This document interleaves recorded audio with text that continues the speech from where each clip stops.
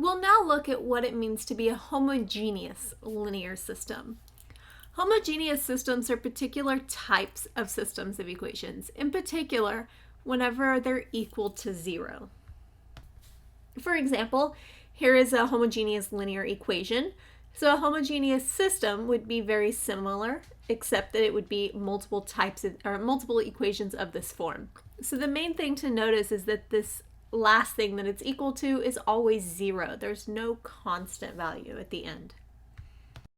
When we look at solutions to these, we do always have a solution, which is known as the trivial solution. So no matter what this equation looks like and how we solve it, we always have the trivial solution, which is just zeros constantly. If I have an equation of this form, sticking in 0 for every value of x would give me a solution. So with these, we're not really looking at if a solution exists, but whether or not it has a non-trivial solution, which would be anything but the 0 vector. So this is really what we're trying to figure out. So let's look at an example. Here we have this homogeneous system. So the first step is to put it in augmented matrix form. Now that we've done that, the first step is to get a 1 in the first row, first column, which we already have. So the next step will be to get zeros below that. Since there's a 1 in the second row, we're going to subtract the first row, minus row 1 plus row 2. There's a 3 in the third row, so we need to subtract 3, negative 3 row 1, plus row 3. So when we do this, our first row stays the same. To get the second row, negative 1 plus 1 is 0, negative 1 plus 1 is 0, negative 1 plus 0 is negative 1, and 0 plus 0 is 0. For the third row, negative 3 plus 3 is 0, negative 3 plus 3 is 0, negative 3 plus 2 is negative 1, and then 0 plus 0 is 0.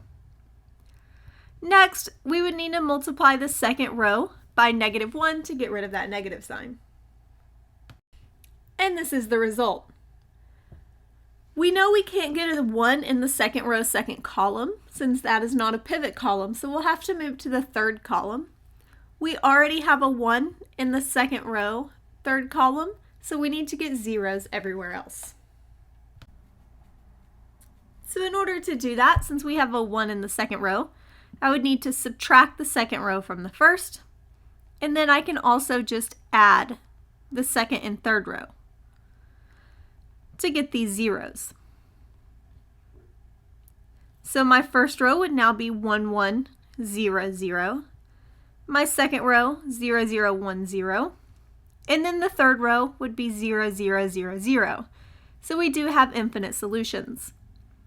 The first row gives me x1 plus x2 is 0. And then the last row gives me x3 is equal to 0. So what I have is that x1 is equal to minus x2. x2 can be any value. And then x3 is always 0. So there's my solution. In this case, we do have infinite solutions. We do have non-trivial solutions. And you can see that if we pick x2 to be 0, that would give us our trivial solution.